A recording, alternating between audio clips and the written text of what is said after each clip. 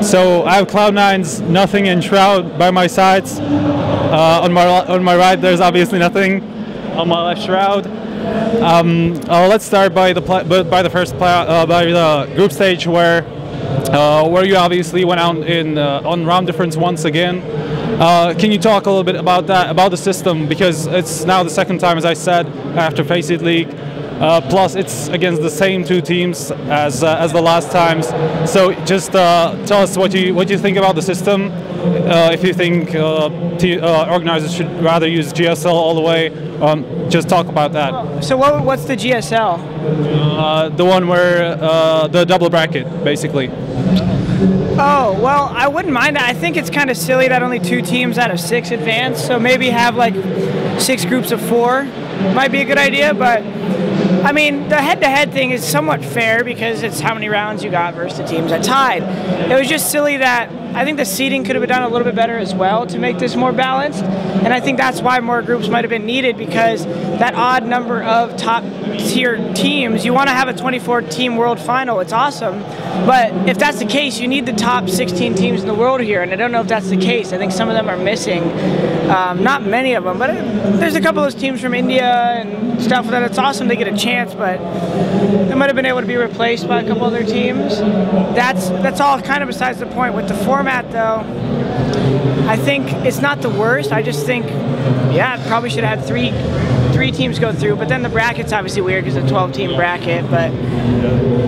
Well, there could be that case where the first team directly advances to the semis, no, the quarters, and then the others just played the round before, like whatever you call it. Yeah, no, they would just do a best of 3 straight into a bracket, and the winners of the group would advance. But yeah, it's not a bad format. I think Lurpus had a great point, and I can't remember it on the spot, but there's a way to go from group to a bracket and give people advantage based on overall rounds out of all the groups. So the teams that did the best in the groups, there'd be 4 teams if it was a 12-team bracket that would have gotten through.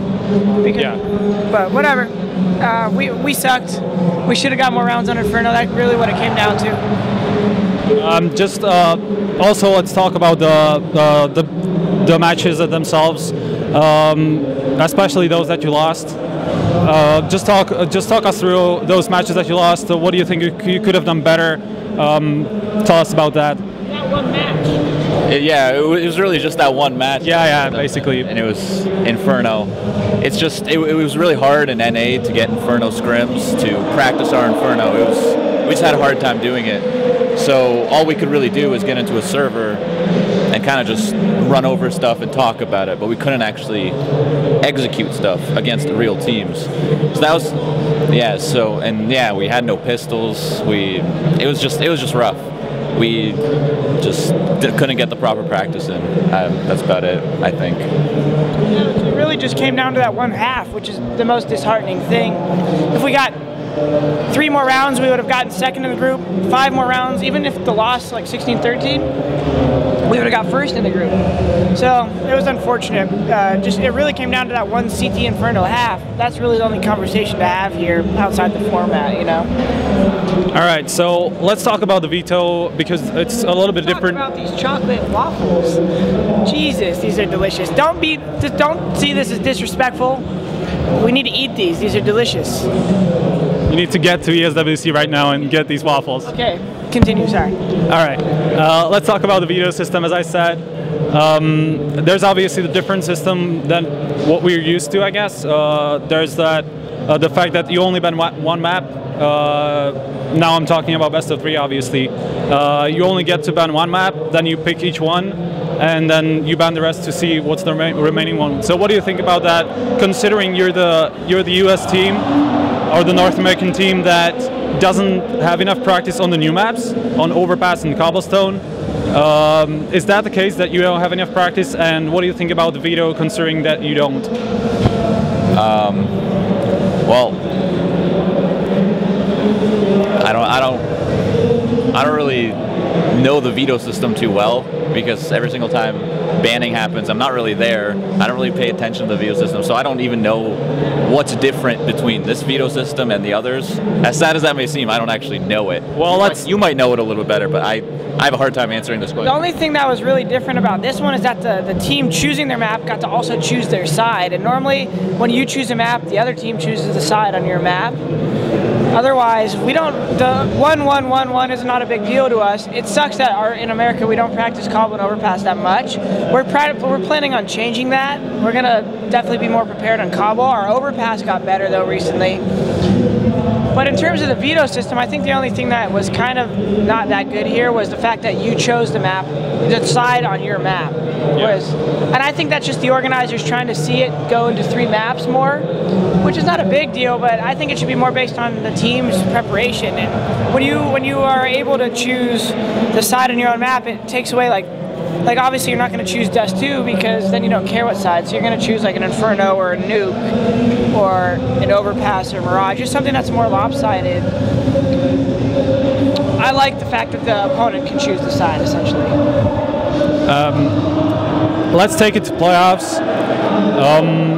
We already talked to Hiko about the groups, what surprised him and what didn't, what kind of team surprised. What about the playoffs? Is there any team that surprised you? Was there any results that you thought was interesting and you didn't expect? Well, I saw iBuyPower playing pretty confident, so I thought they had a chance to beat the Ukrainians. I'm surprised they went out 0-2. They had some sloppy T sides, which could be also attributed to the veto system, where you choose your side on your own map, and they had to start T side overpass, and then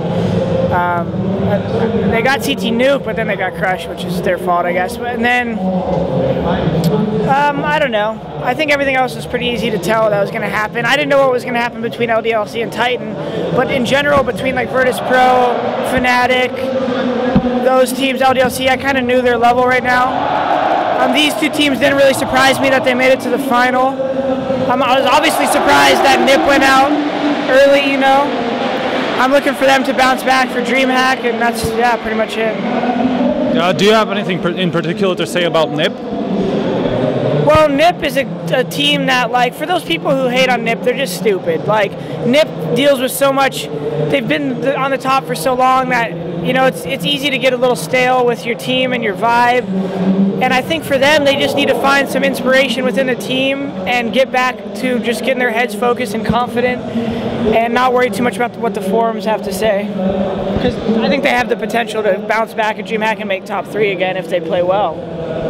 Well, you didn't get to play that many matches in those 2 LAN finals here at the ESWC and FACEIT, but looking at those matches that you lost, obviously it was only 1 here, as you said, but also going back to FACEIT, you lost 3 maps overall, 2 to LDLC, 1 to Virtus.pro. What do you think needs to be improved? Where do you think you made your mistakes? Yes.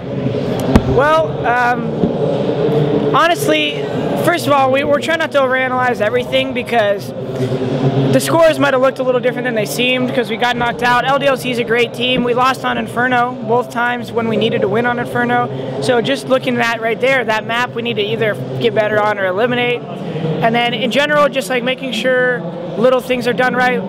Getting pistols would help. I think out of the last 6 halves we've played LDLC, we've lost every pistol round, and so I think that's not always reflected in the score line, So winning some pistols and just tightening up our CT sides a little bit.